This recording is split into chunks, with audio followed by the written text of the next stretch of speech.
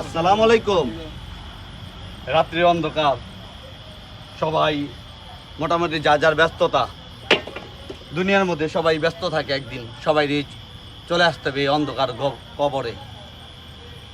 যে যতই দুনিয়াতে ক্ষমতাশীল থাকুক না কেন, যতই বড় 5 তলা বিল্ডিং বা 10 তলা বিল্ডিংয়ের মালিক থাকুক না কেন, তার কোনো সময় কোনো দিনবি তার বাসায় ঠিকানা হবে না।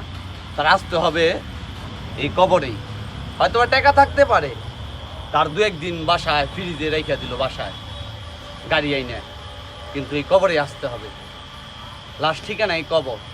কেউ টাকা হইলে দেখা যায় কবরস্থানে কিছু জায়গা কিনে, কিছু কিছু জায়গায় কবরস্থান, যার যার জায়গায় কিছু অংশ কিনে ওই জায়গায় কবর দেওয়া হয়। ওটুক জায়গায় কিনা হয়, ওই জায়গায় যেমন দেওয়া হয় না 12 বছর, 15 বছর, 20 বছর, 50 বছরের জন্য।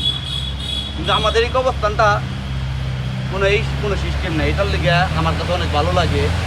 কোনো সিস্টেম নাই, কোনো বড়াই নাই এই কবরস্থানটার মধ্যে। এই কবরেই আমাদের আসতে হবে।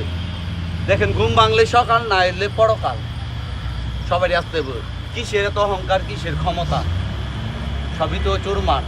এই যে একজনে কবর খনন করা হইলো, এই আমরা ভাই বেড়াদার আসছি, অনেকে আসছিল কবরস্থানে, কবর খনন করা হইলো। বিশেষ করে এই কবরস্থানে যারা মুরব্বী মুর্দা আছে তাদের জন্য দোয়া করবেন। সমাজে অনেক মানুষ আছে, তাদের জন্য দোয়া করবেন, যাতে এই সমাজের মানুষগুলা এই আমাদের ভিডিওটা দেখে একটু ভালো হতে পারে। জুলুম কিন্তু কমে না, পাপেরে ছাড়ে না।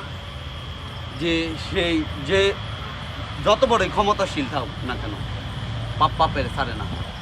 তা আমার সবাই আমার একটা অনুরোধ, সবাই আমরা কেউ হক নষ্ট করুম না। রিজিক আর হক কেউ নষ্ট করুম না।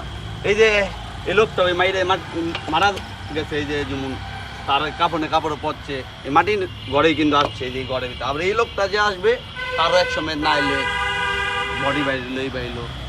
সবাই ভালো থাকবেন, সুস্থ থাকবেন। আসসালামু আলাইকুম।